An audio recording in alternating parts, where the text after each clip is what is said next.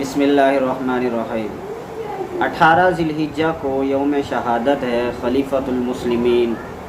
امیر المومنین، خلیفہ سوم، ذی الحجرتین، ہم راز پیغمبر، ہم زلف علی، پیکر جود و سخا، پیکر شرم و حیا، ناشر قرآن، کاتب قرآن، حافظ قرآن، جامع القرآن، حضرت عثمان غنی رضی اللہ تعالی عنہ کا۔ وہ حضرت عثمان غنی جنہوں نے اسلام لانے سے پہلے بھی کبھی شراب نہیں پی، چوری نہیں کی، کبھی لہو و لعب کی مجلس میں شامل نہیں ہوئے، بلکہ زمانہ جاہلیت میں بھی آپ کی سخاوت چلتی تھی، آپ بھوکھوں کو کھانا کھلاتے تھے۔ حضرت عثمان غنی رضی اللہ تعالیٰ عنہ خود فرماتے ہیں کہ جب سے میں نے پیغمبر علیہ السلام کے ہاتھ پر اسلام کی بیعت کی ہے، اس وقت سے لے کر آج تک میں نے وہ ہاتھ کبھی شرمگاہ کو نہیں لگایا۔ وہ حضرت عثمان غنی جو شروع میں اسلام لا کر السابقون الاولون کا مصداق بنے، اور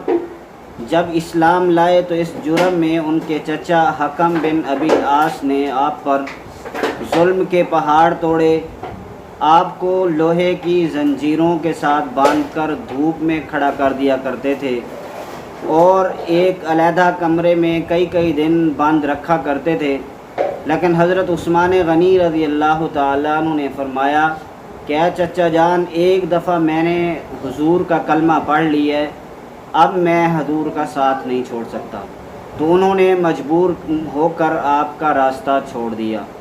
وہ حضرت عثمان غنی جن سے آسمان کے فرشتے بھی حیا کرتے تھے، وہ جو غسل خانے کے اندر بھی بغیر کپڑوں کے کبھی نہیں نہائے، وہ حضرت عثمان غنی جنہوں نے بیر روما خرید کر مسلمانوں پر وقف کیا، وہ حضرت عثمان غنی جب غزوہ تبوک کا موقع آیا تو حضرت عثمان غنی رضی اللہ تعالیٰ عنہ نے 900 اونٹ بمائے ساز و سامان، 100 گھوڑے اور 1000 دینار رسول اللہ صلی اللہ علیہ وسلم کی خدمت میں پیش کیا، اور رسول اللہ صلی اللہ علیہ وسلم وہ دینار ہاتھ میں الٹ پلٹ کرتے تھے اور کہتے تھے ما ضر عثمان ما عمل بعد اليوم،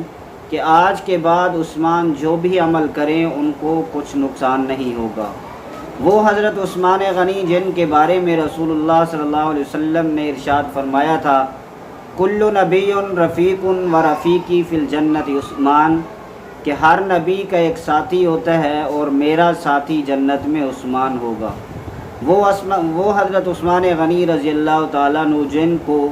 حضور صلی اللہ علیہ وسلم نے اپنی لخت جگر یکے بعد دیگرے 2 لخت جگر یکے بعد دیگرے ان کے نکاح میں دی۔ وہ حضرت عثمان غنی جو حدیبیہ کے مقام سے مکہ مکرمہ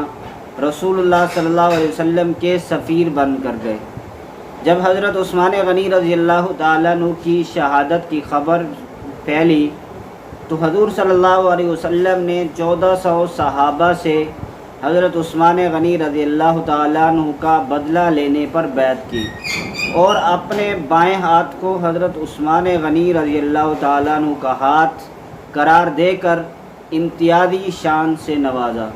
اور اللہ تعالیٰ کو یہ بیعت اتنی پسند آئی کہ اللہ تعالیٰ نے سورہ فتح کی آیت لقد رضی اللہ عن المؤمنین اذ یبایعونک تحت الشجرہ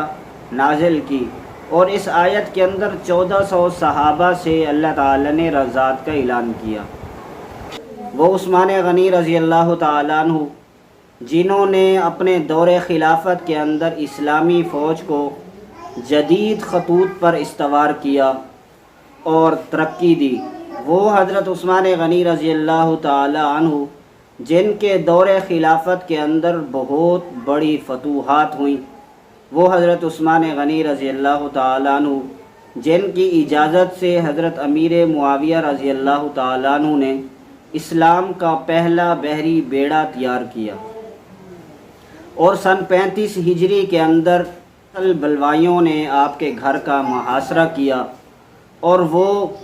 جس نے مدینہ کو پانی دیا تھا اس کا پانی بند کر دیا، اور جس نے ہزاروں لاکھوں انسانوں کے لیے غلے کا بندوبست کیا تھا اس کا کھانا بند کر دیا۔ وہ حضرت عثمان غنی اگر چاہتے تو ان بلوائیوں کی، ان باغیوں کی مدینہ کے اندر ایک بوٹی نہ رہتی، کیونکہ حضرت علی رضی اللہ تعالیٰ عنہ بار بار اجازت طلب کر رہے تھے کہ آپ ہمیں اجازت دیں، ہم ان باغیوں کا مدینہ سے صفایا کر دیں۔ اسی طرح حضرت امیر معاویہ رضی اللہ تعالیٰ عنہ کی طرف سے، حضرت عمر بن عاص رضی اللہ تعالیٰ عنہ کی طرف سے بار بار پیغامات آ رہے تھے کہ آپ ہمیں اجازت دیں، آپ کے پاس حکومت ہے، آپ کے پاس فوج ہے، ہم ان کا ایک لمحے کے اندر صفایا کر دیں۔ لیکن حضرت عثمان غنی رضی اللہ تعالیٰ عنہ نے اپنی ذات کے لیے اور رسول اللہ صلی اللہ علیہ وسلم سے کیے ہوئے وعدے کا پاس کرتے ہوئے مدینہ کی گلیوں میں خون بہانا پسند نہ کیا، اور 18 ذی الحجہ کو وہ باغی آپ کے گھر کی پچھلی سائڈ سے گھر میں داخل ہوئے اور آپ پر حملہ کر دیا۔ ایک بدبخت نے آپ کے سر کے اوپر لوہے کا ہتھیار مارا، جس کی وجہ سے آپ کا سر پھوٹا،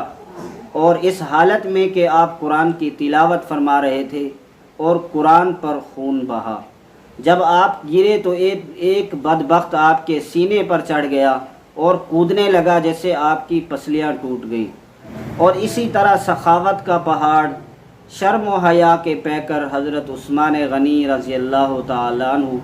شہادت کے منصب پر فیض ہو گئے۔ اللہ تعالی ہمیں بھی صحابہ کرام کے نقش قدم پر چلنے کی توفیق عطا فرمائے۔